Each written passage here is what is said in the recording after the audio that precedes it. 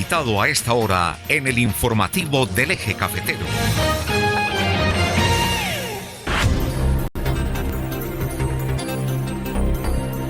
Este es el informativo del Eje Cafetero. El informativo del Eje Cafetero es radio, es redes sociales, de la mano con la comunidad. Estamos en vivo y en directo también a través de Risaralda TV. Risaralda TV es televisión online. Está con nosotros el doctor Mauricio Noreño Espina, médico y cirujano, magíster en administración pública, especialista en gerencia de servicio de salud, ex asesor en salud del despacho del Contralor General de la República, ex concejal de Pereira, actual director médico de Premier Salud, entidad del sector privado. Y lo vemos hoy con noticias no muy halagadoras, ¿no? Buenos días, don Álvaro, días, don Abelardo, Germán, Alejo, a toda la mesa de trabajo. Entre comillas, ¿no? Hay cosas halagadoras sí. en el contexto, en lo que tiene que ver la reforma de salud, hay cosas buenas. Sí, pues. Pero ¿cómo hacerlo? ¿Qué va a pasar? Es lo que queremos lo primero saber. que queremos contarle a toda nuestra audiencia con los buenos días es que anoche, a las 10 de la noche, terminó esta parte del primer debate. Hay que recordar que este tipo de proyectos de ley como el de la reforma a la salud surten un ciclo de debates en el Congreso. Esta fue presentada como una ley ordinaria y en su primer debate que se está dando en la Comisión Séptima, que recordemos que es de 23 miembros, ¿sí? Estas 23 personas están votando y aprobando, como anoche que se aprobaron 93 de los 139 artículos. Realmente, de la reforma original como se presentó en la ponencia, faltan 22 por ser aprobados, 22. De pronto hay algunos que se dejaron aplazados. ¿Por qué? Porque es que el mecanismo por medio del cual se votó esta reforma es un mecanismo que no permitió el debate profundo. Y eso, como lo hablábamos antes de iniciar la transmisión, genera una probabilidad de un vicio de procedimiento. ¿Por qué? Porque es que hay debates que son técnicos. Y como lo hemos venido diciendo, y como lo anticipamos también, Germán, en programas pasados, esa reforma iba a pasar como un balín por entre un tubo engrasado. O sea, realmente... Sí, doctor Mauricio, le doy los buenos días, pero déjeme aclararle algo que es importante que la audiencia conozca. El hecho que anoche, como usted lo está relatando, se aprobara la reforma a la salud en buena parte de sus artículos, no significa que la reforma haya pasado. Correcto. Lo que se aprobó anoche fue en la Comisión Séptima de la Cámara de Representantes. Conociendo como conozco el Congreso de la República, van a pasar muchas cosas de aquí en adelante. El Congreso de la República tiene Cámara y tiene Senado. Tanto en Cámara como en Senado tiene unas comisiones constitucionales permanentes. Este proyecto, pues, debió radicarse a quien le pertenecía tramitarlo, a la Comisión Séptima, tanto de Cámara como de Senado. ¿Cuál es el trámite? Primero, en la Comisión Séptima de Cámara. Ahí son 23 representantes a la Cámara y, digamos, ahí el gobierno se movió y socavó a los partidos políticos. Ahora pasará acá a la plenaria de la Cámara de Representantes. La plenaria de la Cámara de Representantes, alguna vez alguien lo comparó como un gallinero, por la bulla que se hace, por la cantidad de representantes. Estamos hablando de unos 172 representantes a la Cámara aproximadamente. Y una cosa son 23 y otra cosa son 172, o creo que un poco más con las nuevas curules que llegaron. ¿Eso qué significa? Que ahí es donde entran a funcionar el tema de los partidos políticos. Es donde entran las decisiones de las bancadas. Y ahí se exige que el voto no sea privado, sino público, por efecto de que es la única forma que se cumpla lo que se dice en bancada. Si un congresista no atiende a lo de la bancada, puede ser objeto de sanciones que lo puede llevar incluso a una destitución por parte de la Procuraduría General de la Nación, o en otras ocasiones la pérdida del derecho a votar en las sesiones consiguientes. Puede hablar, pero no, todo eso depende de la sanción que le impongan. Incluso pueden perder la investidura ante el Consejo de Estado. Es decir, esta reforma le falta todavía mucho. Anoche fue un round y faltan todavía otros artículos, porque vienen cosas muy delicadas que no creo que se las va a tragar el Congreso, tanto en la Cámara de Representantes como en el Senado. Y ahí déjeme hacerle un paréntesis también, doctor Noreña. Una cosa es la Cámara y otra cosa es el Senado de la República. En la Cámara vienen las representaciones de las regiones, pero en el Senado es otro nivel muy elevado, en donde hay mayor conciencia. No estoy subestimando el tema de la Cámara, mal haría yo que fui representante y que fui senador, pero estoy hablando de la dinámica que se da en el Senado de la República.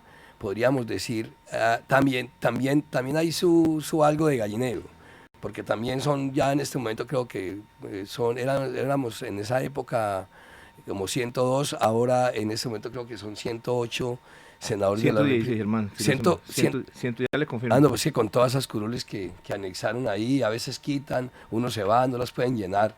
Entonces sería bueno actualizarnos ahí en ese aspecto. Ya le confirmo. Pero digamos que en el Senado hay más señorío, hay una mayor discusión, y ahí la discusión con el gobierno es a otro nivel.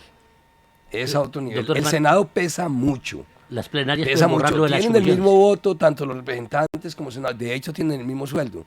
Un senador gana exactamente lo mismo que un representante. No, tiene de la razón, hermano, Cámara. son 108 y son 171 representantes a la Cámara. Exacto. Entonces, Sí, porque se aumentaron 6 curules. Claro. Bueno, entonces, ¿qué significa eso? Que una cosa son 172, una cosa son 23 y otra cosa son 172. Miremos cuántos senadores deben estar en la Comisión Séptima. En la Comisión Séptima, creo que deben, en la Cámara son 23, pero en el Senado creo 19 nomás deben estar, 19, 20, o creo que 21 me parece, deben estar ahí más o menos en el Senado. Y entonces en el Senado La Comisión Séptima son 13 senadores. son en la Comisión Séptima de Senado. Sí, de Senado. Revisen. En Colombia la Comisión Séptima de Senado está conformada por 13 senadores. Vamos a reconfirmar. Reconfirme, por favor. Bueno, sí, en la Cámara eran 19 en esa época. En el Senado, no, en el Senado yo creo que son un poco más, doctor Mauricio. Creo que deben ser unos 19. Yo creo que en el tema del Senado pueden pasar muchas cosas. De hecho, cuando la Cámara aprueba algo, el Senado también lo aprueba lo contrario o viceversa, y ahí es donde tienen que ir a la conciliación. Y en las conciliaciones también pasan muchas cosas. Así que no podemos decir que esto ya pasó, que la reforma a la salud pasó. No, esto no ha pasado todavía. Este es un primer round. Aquí le faltan mucha tela que cortar, falta mucho que discutir. Y si anoche no leyeron las proposiciones, no las aprobaron, pupitearon, era porque tenían mermelados a los representantes a los representantes de la Séptima. Viene el tema de las bancadas, a ver qué es lo que pasa. ¿Son cuántos en este momento? 14. Son 14. Solo que se mantuvo la misma cifra cuando estaba yo de senador, éramos 14. Usted era de la Comisión Y Séptima, justamente. en la Cámara éramos 19. O sea que en Senado se mantienen los 14 y en Cámara pasó de 19 a 21 o a 23. A 21. Don Abelardo, una pregunta que usted hace es muy relevante aclararla, y es que ¿cuál es la profundidad y cuál es la diferencia? Porque usted plantea que si se puede rechazar en el Senado lo que se aprueba en la Cámara. Claro que se puede. Las plenarias pueden borrar lo que hacen. Pero hay una diferencia, que es que cuando se vota en la comisión, se presume la discusión profunda. Sí, claro, lógico. O sea, porque es que aquí están los ponentes, que son los que teóricamente estudiaron el proyecto a profundidad. Se presentan las proposiciones por parte de los representantes de las comisiones. Pero la diferencia es que las proposiciones deben ser aprobadas por los ponentes, ¿cierto? Esa es la diferencia. Cuando llegan ya a la plenaria, no necesariamente tiene que ser aprobadas por los ponentes. Pero Mauricio tiene razón en algo, y es que pesa mucho lo que se apruebe en comisión en una plenaria, porque se supone que es donde hubo la discusión más profunda, en eso tiene toda la razón, pero en estos casos, cuando se trata de reformas de la magnitud de la que estamos hablando, de la salud de los colombianos, que es la vida de los colombianos, las cosas pueden cambiar. Y una cosa es usted ir a mermelar a 21 o a 15 para tener una mayoría, y otra 106. Otra cosa es mermelar usted a 172.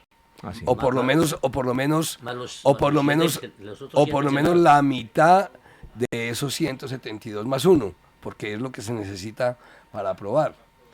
Y otra cosa es lo del Senado de la República. Ahora, en esto intervienen todos los actores de la salud, los sindicatos, los pacientes, las EPS, las IPS, es decir, en esto de la salud son muchos los actores. Quería hacerle una pregunta, doctor Mauricio, que fue el tema de discusión ayer en todos los medios de comunicación y una honda preocupación. En los 27 artículos que se han aprobado antes de los que se aprobaron anoche, aprobaron ya un artículo en comisión séptima, repito, faltan otros 3 debates todavía, y es lo que tiene que ver con que los médicos tendrán que mostrar resultados, es decir, a ningún médico se le puede morir ningún paciente, porque se mete en tremendo lío. Ese artículo realmente, ¿qué es lo que dice? Bueno, el artículo del que estamos hablando en este momento es el artículo 123, hermano. En el proyecto original ya estaba ese artículo y ya lo habíamos discutido acá en esta mesa.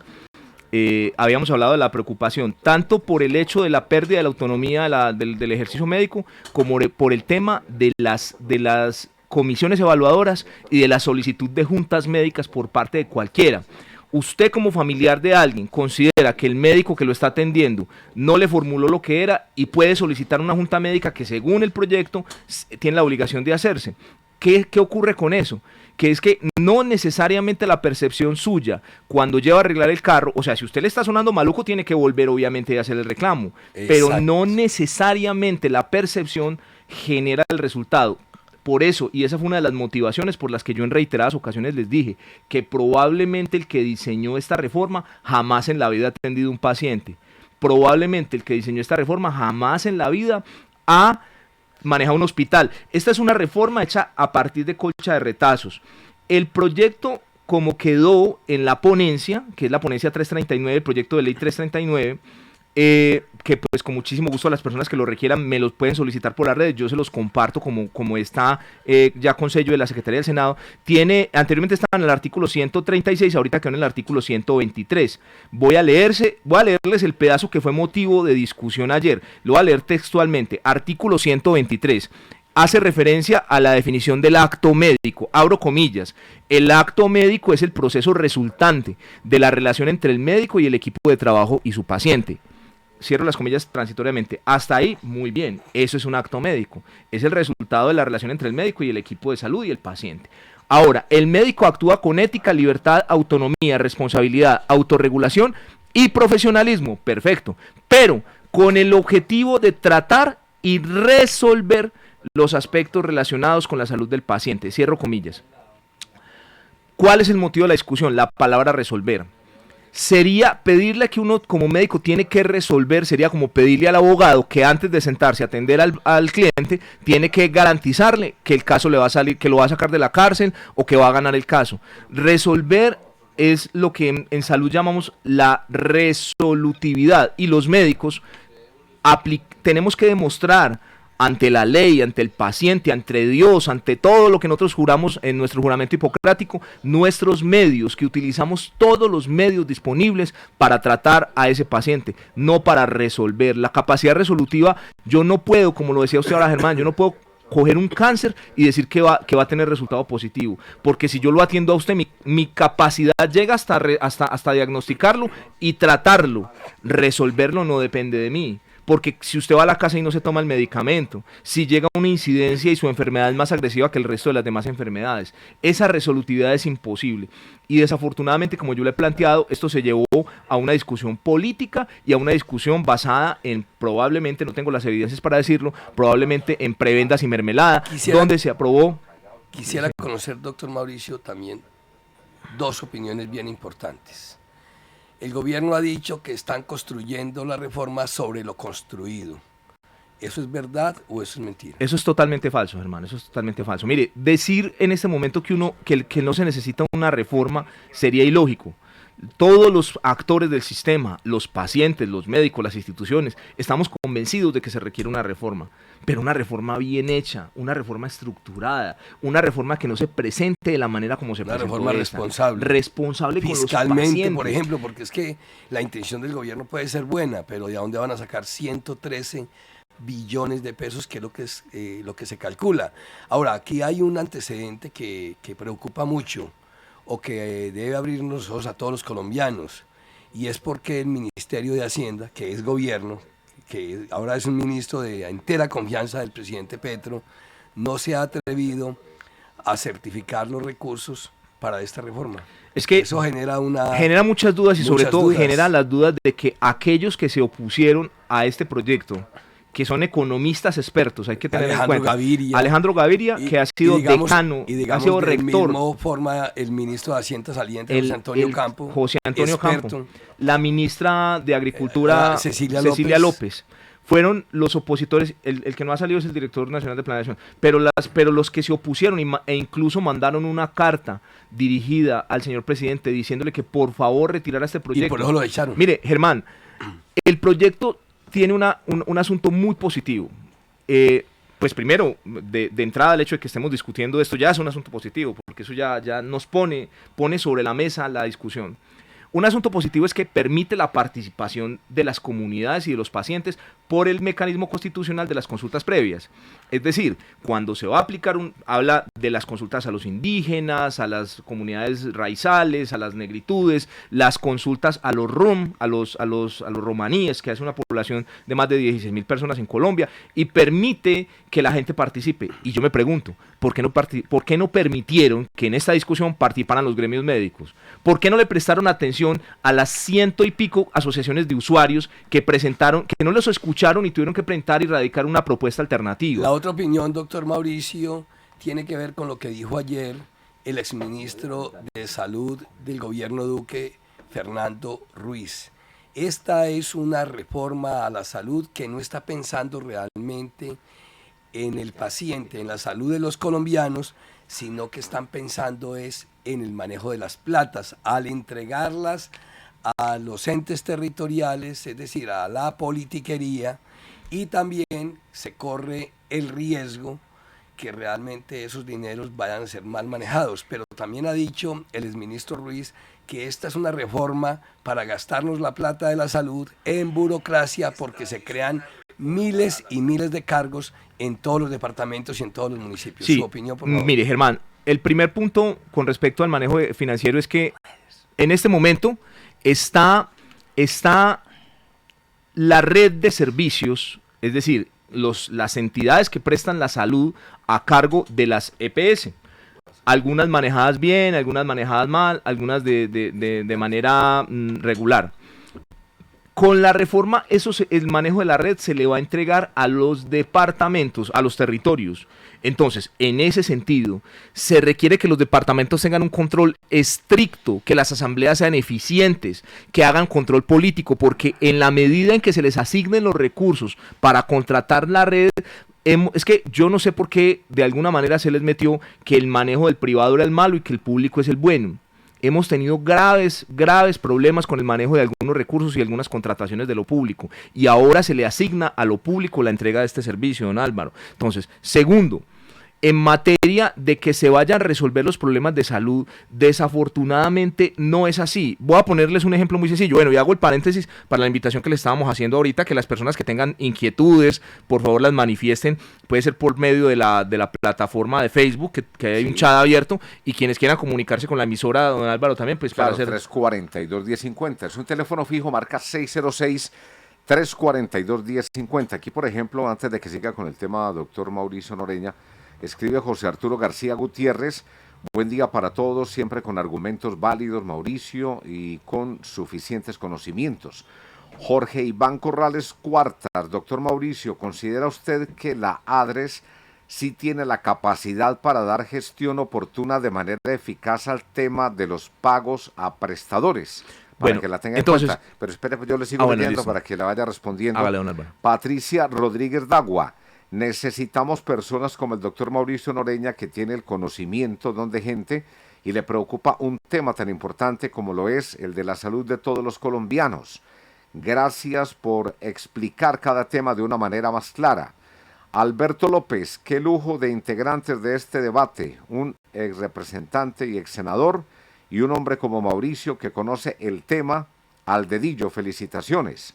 Jairo Uribe Correa: saludos, un fuerte abrazo. Gloria Patricia Victoria: Mauricio, felicitaciones por su buena información y muchas gracias. Hay una pregunta ahí entonces pendiente. Muchas gracias a las personas que manifiestan que generan sus expresiones por las redes. Bueno, la pregunta sobre la ADRES fue hecha justamente en el debate ayer a José Félix Martínez, que es el presidente de la ADRES actualmente, el gerente pues de la ADRES, y se le manifestó si tenía la capacidad técnica por una parte, porque es que la planta de personal de la ADRES queda en el edificio que queda enseguida la Contraloría General de la República en Bogotá, es un piso básicamente, y la ADRES tiene una planta de personal limitada, tiene unas cuentas limitadas y las manejan básicamente en oficinas pequeñas, y él mismo dijo que no tenía la capacidad en este momento, o sea, no existe la capacidad. ¿Qué me preocupa?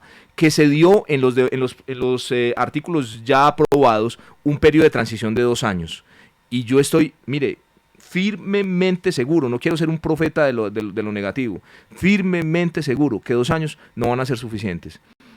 Y desafortunadamente darnos cuenta del desacierto de esta reforma va a tardar. ¿Por qué? Porque es que el fervor y el deseo de la gente de que haya un cambio es muy relevante, pero se sobrepuso ese fervor al estudio profundo de una reforma que diera resultados. ¿Qué pienso yo que pretende el presidente? Y pues respetuosamente, porque obviamente yo no soy ni el presidente ni más faltaba, ¿qué pienso yo? Que él quería que dentro de su gobierno se alcanzara a implementar la reforma, y sabía bien que por eso se pusieron 2 años de límite, porque este año sale aprobada probablemente en esta legislatura. Pasan los 2 años y él todavía va a ser presidente cuando ya se esté implementando el nuevo sistema. Y como todo, recién inaugurado probablemente va a tener fortalezas, pero en la medida en que vayan pasando los años, la ADRES no va a tener la capacidad de respuesta. Pretenden, y estaba en la exposición de motivos del anterior proyecto, dividir el país en 7 regiones, y en esas 7 regiones van a generar directores de la ADRES. Y eso, unos subdirectores de la ADRES que, como lo dije en programas previos, van a convertirse en reyesuelos o en rectores de una regional. Y eso es una puerta de entrada desafortunada para la corrupción. Eso lo tenemos que vigilar con lupa, porque desafortunadamente estamos acusando de que la salud está mal porque se han robado el dinero. Cosa cierta en el pasado, pero los controles estrictos que se han venido haciendo en los últimos años han mermado sustancialmente las pérdidas de recursos en el sector salud, y toda esta experiencia se va a perder en el momento en que empiece a regir este nuevo sistema que estamos aprobando, que están aprobando en el Congreso, don Álvaro. Bueno, por aquí más mensajes disparadas las redes sociales con este tema también en la mañana de hoy. David Calle Castaño, gracias por el debate, muy importante para nuestra sociedad. Consuelo Lagos, qué buena intervención, hay que apoyar a personas con la claridad de los temas que afectan a los ciudadanos. Jairo León Ocampo Valderrama debe ser, buenos días, saludos Mauricio Noreña. Vanessa Mosquera, doctor Mauricio, felicitaciones por su información y aclaración para todos. Jairo León Ocampo Valderrama, usted sí conoce el tema de la salud porque siempre ha estado comprometido con la salud de los risaraldenses. Se dispararon pues las redes muchas sociales. gracias, les agradezco mucho por los comentarios tan importantes. Y de eso se trata, Álvaro, que el doctor Mauricio, que ha venido estudiando este tema a fondo, no de ahora, sino de muchos años atrás. Y por eso le agradecemos, doctor Noreña, el que nos está acompañando acá los viernes a esta hora, para ilustrar objetivamente, que eso es lo que hemos visto en sus opiniones, objetividad.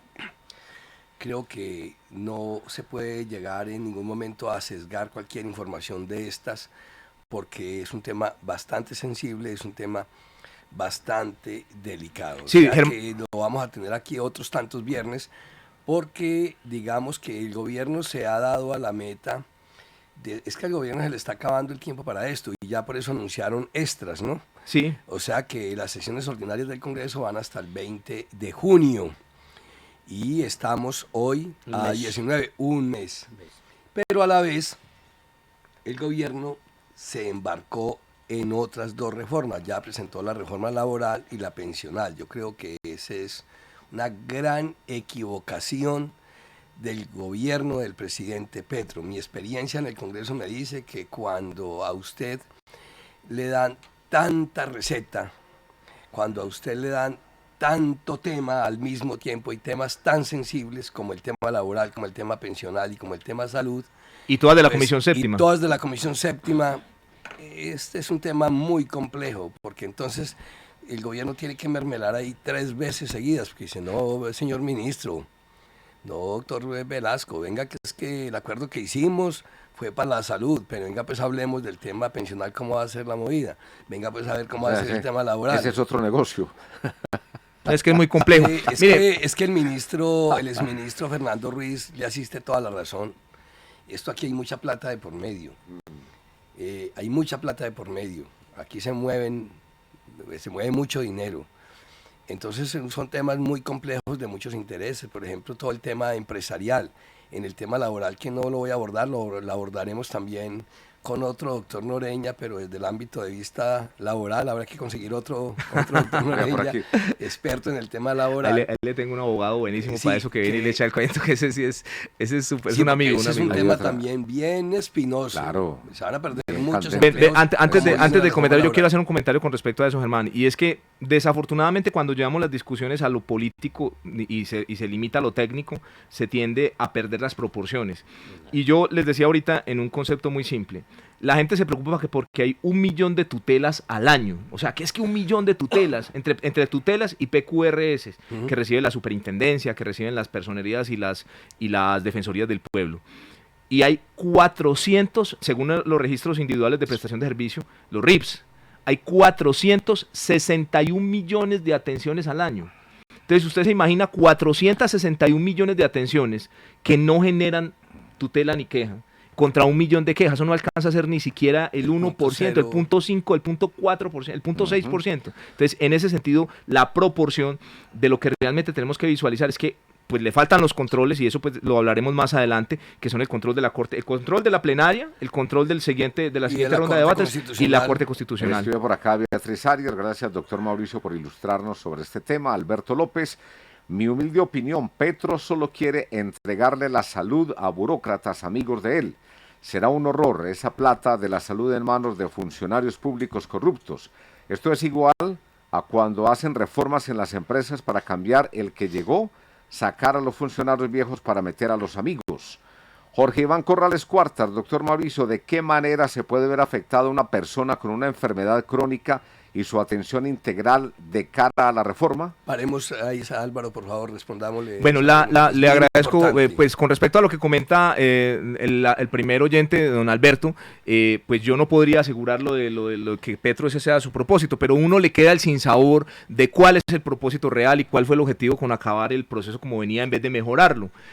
Al señor Corrales, a don Jorge, pues le agradezco también su pregunta, y lo primero es que en este momento no existe claridad de cómo va a ser la transición. El proyecto que se radicó tiene en uno de sus artículos la indicación de que no se pueden suspender los tratamientos de las personas con enfermedades de riesgo. Yo, si me permite, mientras que voy respondiendo, voy a buscarlo textualmente como está, que lo tengo acá resaltado en el proyecto que se radicó, pues está en los últimos artículos y dice textualmente, permítame, dice con respecto a la transición, bueno, lo voy a ir buscando y ya voy contestando. Entonces, primero, no existe la claridad en ese sentido, don Álvaro, pero preocupa que en este instante, cuando cualquier persona ve vulnerado su derecho a la salud, acude a la EPS por medio de la acción de tutela a que le respeten su derecho a la salud. Es decir, la acción de tutela enfoca el derecho constitucional de la ley 1751 a ser atendido adecuadamente y que no se prive de su derecho fundamental a la salud. Y ese derecho vela por él la EPS. En este momento, cuando una persona vea vulnerados los derechos de lo que está mencionando don Jorge, no queda claridad en este proyecto de a quién se le debe acudir. De acuerdo a lo que hemos visto, pues van a tener que demandar es al médico, porque están diciendo que el médico es el responsable de que las cosas pasen, y eso nos preocupa muchísimo a los colegas con los que yo he hablado desde el día de ayer. Pero en este momento se requeriría una claridad, y yo estoy convencido pues de que una vez llegue esto a la plenaria va a haber allí una solución. O sea, realmente, repito, como lo he dicho tantas veces, es que ¿quién va a tener la intención de hacer algo malo, cierto? Esto tiene una buena intención, lo que tiene es una mala estructuración. Lo que hicieron fue que le entregaron a una activista, pues, respetando también sus conceptos, a la doctora Corcho, le entregaron la responsabilidad de construir una reforma y la construyó con personas que no tenían las condiciones técnicas para hacerlo. Repito, probablemente personas que nunca en la vida han atendido a un paciente. Uno, por muy buen médico que sea, si en su vida no ha atendido a un paciente, usted no puede estructurar proyectos ni servicios de salud. Y lo mismo, si usted jamás ha dirigido un hospital, no puede emitir conceptos sobre lo que estamos hablando acá en este programa. Bueno, yo creo que ya será tema para la próxima Sí, semana. yo con mucho gusto y estamos muy pendientes de esta discusión. Yo les planteo que, como decía el doctor Germán, hay una red de amigos que yo estoy seguro que estudian muy a profundidad los proyectos de ley. Esto pues es un asunto de largo aliento. Esto, como decía usted, Germán, nos vamos a ir probablemente hasta julio. Quiero proponer algo. Yo creo que este tema es tan importante, ya arrancó la discusión, va a durar otro mes y poquito con las horas extras. Este es un tema que quiero que mantengamos a la audiencia bien informada, y con usted sé que lo podemos hacer objetivamente, que pudiéramos estar siquiera 2 semanas. Álvaro, yo creo que podemos hacer nomás 2 sesiones del tema financiero con Julián, hacerlo 2 veces, y más bien hacerlo 2 veces con el doctor Naureña. Podría ser los miércoles 7:30 de la mañana y los viernes 7:30 de la mañana. Sí, yo creo que sí, Germán. Yo quiero aprovechar e invitarlos porque pues vamos a hacer varias discusiones. Esta noche en la Universidad Tecnológica hay un foro invitado por la especialización y la maestría en gerencia de servicios de salud. Voy a compartirles a ustedes, para que si quieren lo cuelguen en sus redes, la invitación que hace la Universidad Tecnológica. Hay un foro a las 6:30 en el Salón Plana del edificio 14. Es un foro que invita la UTP para que escuchar. Yo pues voy a estar presente, no soy ponente en este foro, no fui invitado, pero vamos a estar presentes pues para escuchar el concepto desde la academia, desde la universidad. Y el próximo 31 de mayo, es decir, el próximo miércoles, ¿verdad? Que no me falle el cálculo ahí el próximo miércoles 31 de mayo, en este foro sí voy a estar de panelista. Es un foro que va a ser en la Universidad Andina. ¿A qué horas? Ya les voy a, permítame yo, el de la Tecnológica es a las 6:30 de la noche.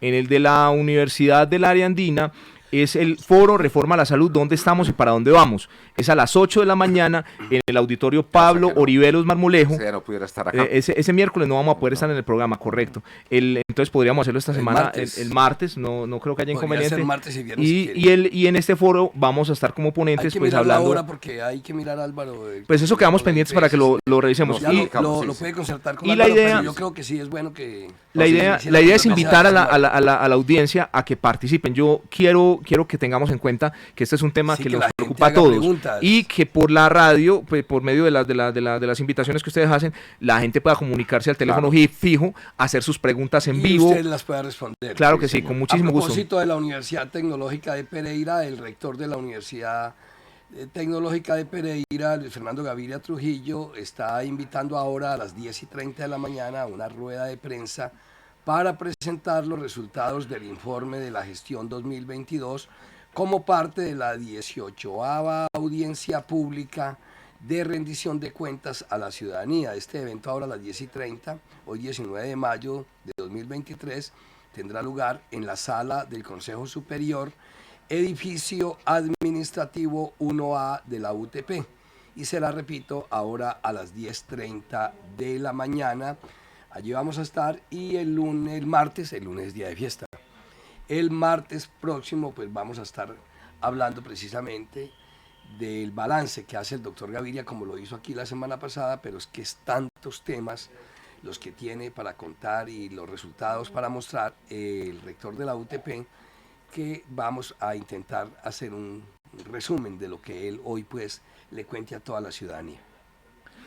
Bueno, muchas gracias al doctor Mauricio Noreña Ospina, y estaremos en contacto pues a ver cómo coordinamos para... Muchísimas gracias a ustedes, y les recuerdo, quienes necesiten ver el proyecto por mis redes sociales, por el Facebook Médico Mauricio Noreña, o por el Twitter, que es @MauricioNorenao, o por en el Facebook encuentran mi WhatsApp para quienes quieran pedirme el proyecto de reforma que se está discutiendo en el Congreso, porque no es igual al que habíamos compartido hace un par de meses, el que se radicó el 13 de febrero, el que presentaron el 13 de febrero antes de las marchas del 14, es diferente y tiene muchísimas diferencias, incluso tiene un cuadro al final que muestra las diferencias de cómo estaba antes y cómo quedó ahora. Antes eran 152, ahora son 139 artículos, se los voy a compartir de manera individual, don Álvaro. Muchas gracias a todos y un feliz fin de semana.